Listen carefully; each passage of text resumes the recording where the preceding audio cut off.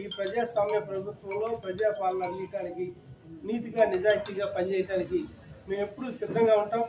అలాగే బాపట్లలో తెలుగుదేశం మార్పు చూపించాలి.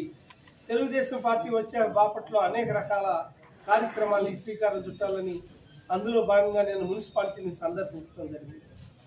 మున్సిపాలిటీలో ఎన్నో విషయాలు కమిషనర్ గారితో చర్చించడం జరిగింది. అలాగే అన్ని డిపార్ట్మెంట్లు వైడిగా నేను కూర్చోవడం జరిగింది.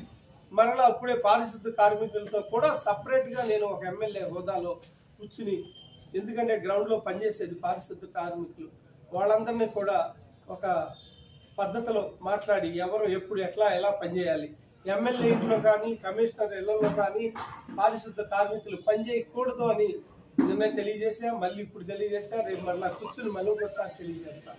అలా అయితే వాళ్ళ ఉద్యోగాలు ఊడిపోతాయని కూడా తెలియజేస్తున్నా. అలాగే ఒక ఇన్స్పెక్టర్ స్థాయిలో వాళ్ళు ఎలా పడితే అలా చెప్పటం, వీళ్ళు కూడా భయపడి ఆ పనులు చేయడం జరుగుతుంది. వాళ్ళకు కూడా కొంతమంది మీద యాక్షన్ తీసుకోవడం జరిగింది. అందులో భాగంగా సెలవు పెట్టేసి వెంటనే మీరు ట్రాన్స్ఫర్ ట్రై చేసుకోండి, నా దగ్గర ఉండడానికి వీల్లేదని ఇద్దరికి చెప్పడం జరిగింది. వాళ్ళ సెలవు మీద వెళ్ళారు లేదు, ఇంకా తెలవలేదు. అది కూడా రాబోయే రోజుల్లో మీకే తెలుస్తుంది. అలాగే మున్సిపాలిటీలో అన్ని విషయాల్లో అస్తవ్యస్తంగా ఉంది. ఈరోజు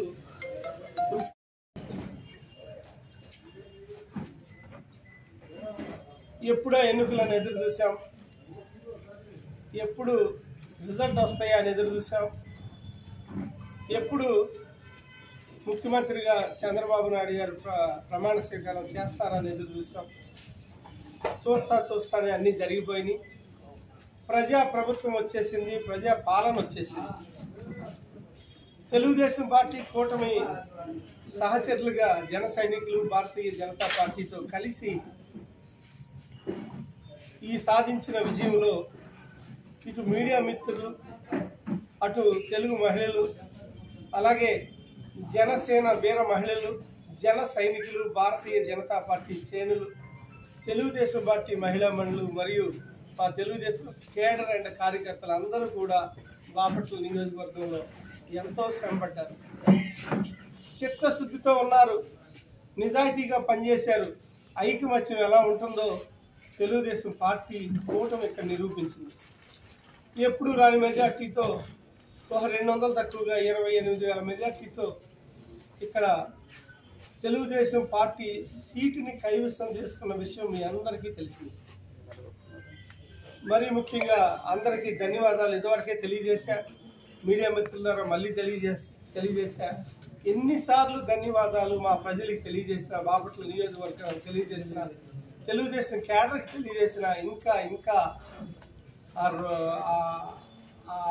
ధన్యవాదాలు తెలియజేయాలి. ఒక్కసారి తెలియజేస్తే చాలదు అనే ఆనందంతో మరలా బాపట్ల నియోజకవర్గానికి ధన్యవాదాలు తెలియజేస్తున్నా, ప్రజలందరికీ ధన్యవాదాలు తెలియజేస్తున్నా. నిన్నే మొట్టమొదటిసారిగా నారా చంద్రబాబు నాయుడు గారు ముఖ్యమంత్రిగా ప్రమాణ స్వీకారం చేయటం, రాత్రి ఆయన సీఎం ఛాంబర్లో కూర్చుని మొట్టమొదటి సంతకం మెగా డిఎస్సి మీద చేశారు. సుమారుగా 16,346,000 ఉద్యోగాలు, 16,346 ఉద్యోగాలు మెగా డిఎస్సి మీద సంతకాలు చేసి పిదప రాబోతున్నాయి. ఉపాధ్యాయులందరూ కేరింతలతో ఉన్నారు. ఇటువంటి ఒక అద్భుతమైన మొట్టమొదటి సంతకం నిరుద్యోగం మీద చేయటం అనేది తెలుగుదేశం పార్టీ ఇచ్చిన హామీల్లో ఒకటిగా మేము ఈరోజు మొట్టమొదటి సంతకంతో నెరవేర్చాం. అలాగే ల్యాండ్ టైటిల్ యాక్ట్ అనే ఒక యాక్ట్ని జగన్మోహన్ రెడ్డి గారు తెస్తే ఆంధ్ర రాష్ట్రంలో ప్రజలందరూ భయభ్రాంతులకు గురయ్యారు. దాని నుంచి తప్పించడానికి ఈ ల్యాండ్ టైటిల్ యాక్ట్ని రద్దు చేయడానికి రెండో సంతకం పెట్టిన విషయం మీ అందరికీ తెలిసిందే. దానికి కూడా నారా చంద్రబాబు నాయుడు గారు బాపట్ల నియోజకవర్గం తరఫున ధన్యవాదాలు తెలియజేస్తాం. అలాగే మాటిచ్చిన ప్రకారం అవ్వలకి తాతలకి పింఛన్లు పెంచే కార్యక్రమం ఒకేసారి 3,000 నుంచి 4,000 రూపాయలు పెంచడం అనేది చాలా అనివార్యంగా భావించాం. దాన్ని మళ్ళీ మూడో సంతకంగా ఆ హామీని కూడా నెరవేర్చడం అది ఒక తెలుగుదేశం పార్టీ కూటమికి దక్కుతుందని ఈ సందర్భంగా తెలియజేస్తున్నాం. అలాగే